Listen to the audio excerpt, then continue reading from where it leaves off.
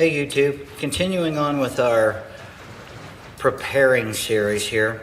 Another thing that you're going to have to be able to do is you're going to have to be able to get out there and be able to pluck plants right out of the surrounding environment and be able to eat these. One of the reasons you're going to have to do that, obviously, is because you may not be able to go to the store. You might have planted your garden, as we've discussed in that book earlier from Nikki on the backyard farm. But again, you may have other wild edible plants that are available to you. And these are great because you can go out, you can pick them, they're abundant. Quite frankly, they're everywhere. The individual, John Callis, that wrote this particular book, one of the fun things that he does in here is he goes out from his house and he does a walk from his house to a local park. And along the way, he is picking plants that grows in virtually everyone's yards along the way that's edible. And it's really an interesting way that he goes about this.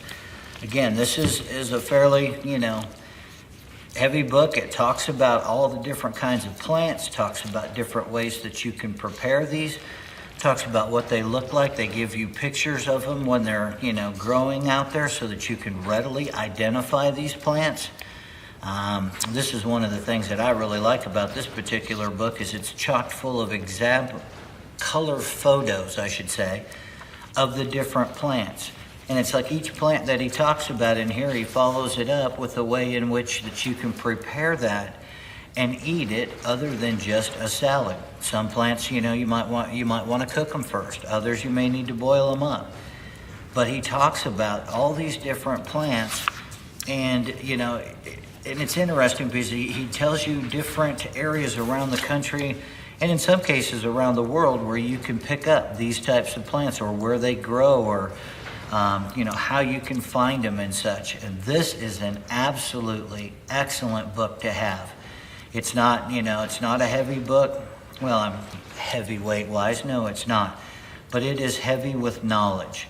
Now, you can put these on your e-readers and stuff, but quite frankly, people, if the grid should ever go down or power goes out for an extended period of time, you need to have paperback books, hard-covered books. You've got to be able to read this information. If you put it on an electronic device like a lot of us do, unfortunately, that may or may not be available, and if it is, it may only be available as long as the battery's good. I can't stress enough on having the proper books in front of you. It is an absolute necessity that one puts together a good bookshelf of information. Another book that I found was really good was this one here, the Edible and Medicinal Plants book. Now, this one's a little bit different in that they do line drawings on various things. It doesn't have the color photographs on it, but they do tell you some interesting information, and it's surprisingly enough, it's pretty easy to pick out the plants based on the descriptions that are in this book. And again, it has a ton of information in here. You can't have a big enough library when it comes to survival with the different types of plants that you can eat, the how to take care of the seeds. The other aspect of this book that I have found to be very, very good is the fact that a lot of these plants have medicinal properties. And being able to find a medicinal plant, create a tincture or a decoction from it, and then apply that particular plant to whatever it is that you're trying to heal, whether you've got, a nasty cut or things as simple as indigestion or, just a variety and host of things. They have done this since the beginning of time, used plants and such to cure people. We live in an age where you can pop a pill and you can go to a grocery store or a pharmacy and get whatever you want. But what happens when you can't do that? Something along this lines. Again, absolutely excellent book, and I think this should be on everybody's shelves. And it is just an absolutely fantastic book on, edible and medicinal plants.